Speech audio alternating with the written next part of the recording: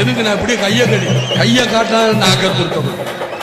சட்ட புஸ்தகத்துல கையை காட்டக்கூடாது, நாக்க துருத்தக்கூடாதுன்னு எதிரிமே. எதற்கு இதெல்லாம் பேசிக்கிட்டு இருக்காங்க? சரி, இனிமே எப்படின்னா என்னங்க ரொம்ப திமிரா விஜயகாந்த் நிக்கிறேன், என்னையா இப்படி நிக்கூட, அப்ப இப்படிதான் நிக்கணும், இப்படி நிக்கணும், எப்படிதான் நிக்கிறது? எதையும் சட்டம் நான் இப்ப இப்படியே நின்றுக்கிட்டு எந்திரிக்குமா வணக்கங்க இனிமே சொல்லுங்க இல்லைங்க ரைட்ல. நீங்க கரண்ட் கட் பண்ணது தப்புங்க அப்படிங்களாங்க, அப்படின்னு இப்படிதான் பேசணுமாங்க? எனக்கு சொல்லி கொடுங்க.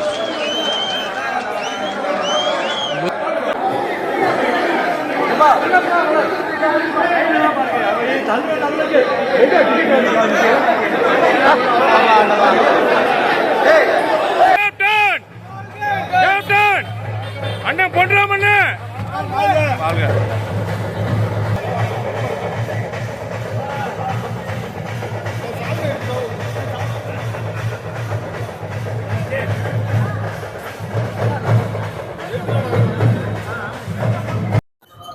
வணக்கண்ணே. வணக்கம்ண்ணே. வணக்கம்ண்ணே.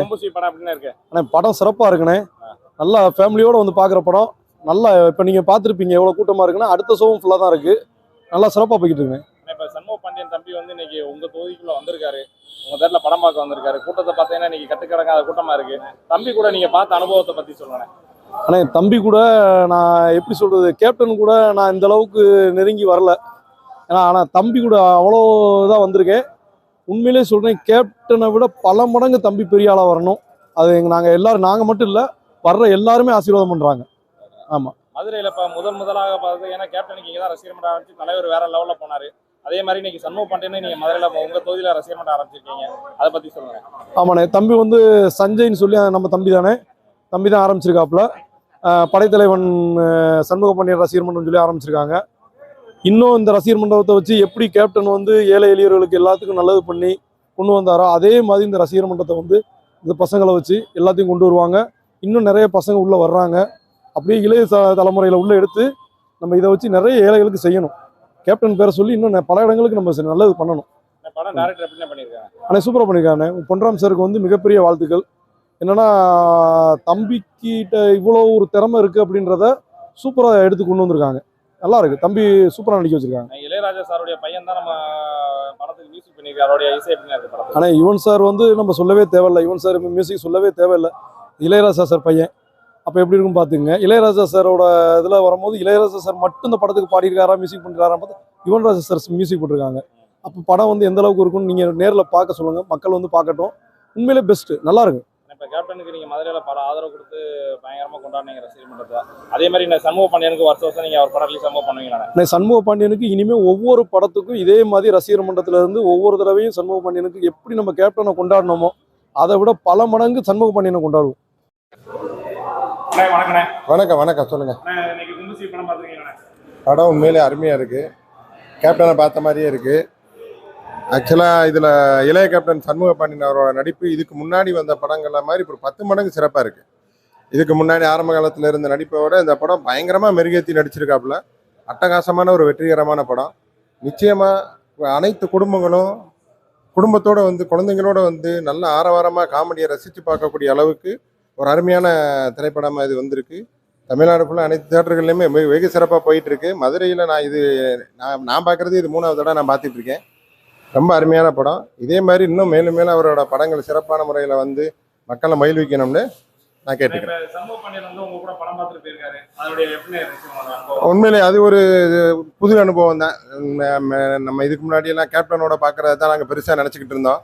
இப்போ கேப்டன் மறைவுக்கு பின்னாடி தம்பி சண்முக பாண்டியன் அவரோட படத்தை கூட இருந்து பார்க்குறது வந்து எங்களுக்கு ரொம்ப வெகு சிறப்பாகவும் மிக்க மகிழ்ச்சியாகவும் இருந்தது. எங்கள் தொண்டர்கள்லாம் ரொம்ப ஆரவாரமாக அந்த இதை பார்க்கல எங்களுக்கே கேப்டனோட பார்க்குற மாதிரி ஒரு புல்லரிப்பா இருந்தது.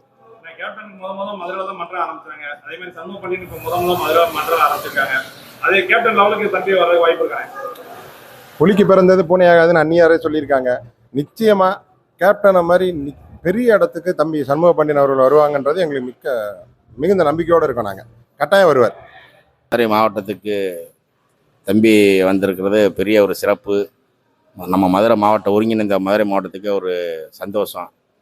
முதல் முறையாக நம்ம மதுரை லாங்குவேஜில் மதுரை ஸ்டைலில் உசிலம்பட்டியில் முழுக்க முழுக்க உசிலம்பட்டியில் படம் எடுத்து அந்த லாங்குவேஜில் நடிச்சிருக்கிறது ரொம்ப அருமையாக இருக்குது. தம்பி இந்த படத்தில் இருந்து தம்பிக்கு ஒரு திருப்பு முனை.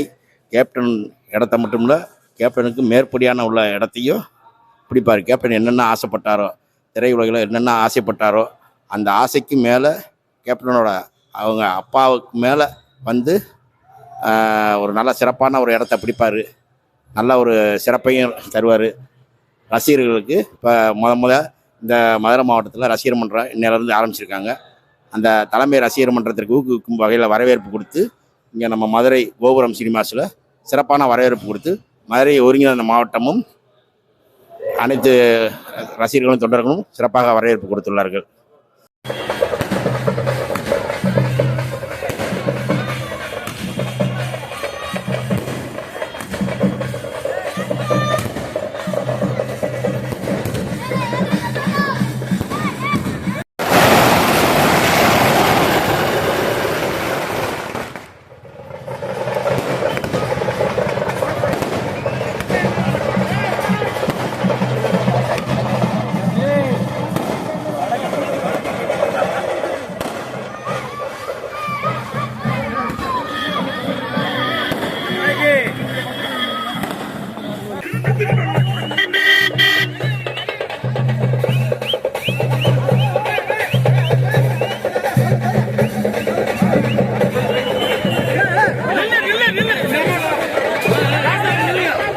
கரெக்டா கூட இருங்க.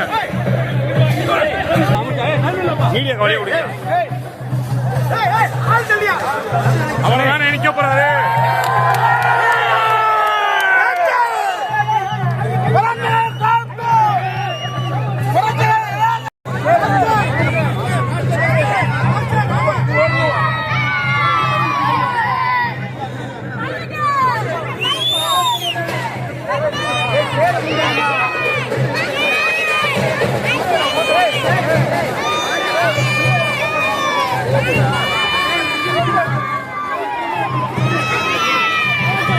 இருபத்தஞ்சு வருஷத்துக்கு முன்னாடி இருந்த என்ன மறுபடியும் பாக்குற மாதிரி இருக்கு.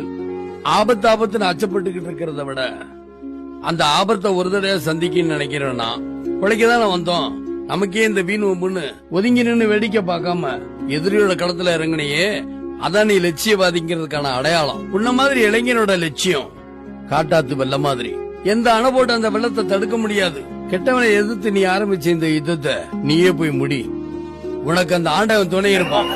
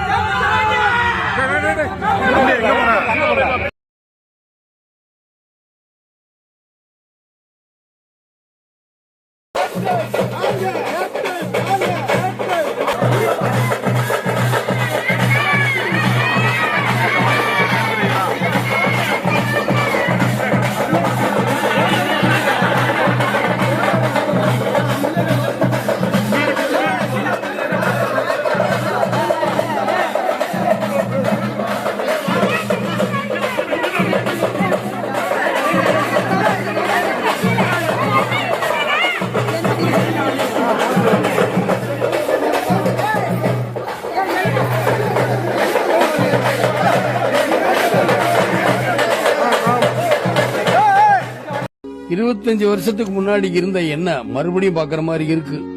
ஆபத்துன்னு அச்சப்பட்டுக்கிட்டு இருக்கிறத விட அந்த ஆபத்தை ஒரு தடவை சந்திக்கன்னு நினைக்கிறேன்னா பிழைக்கதானே வந்தோம். நமக்கே இந்த வீண் ஒம்புன்னு. நம்முடைய ஸ்ரீ ஆண்டாள் அழகர் யூடியூப் சேனலுக்கு லைக் பண்ணுங்க, சப்ஸ்கிரைப் பண்ணுங்க, அன்போடு கேட்டுக்கிறேன்.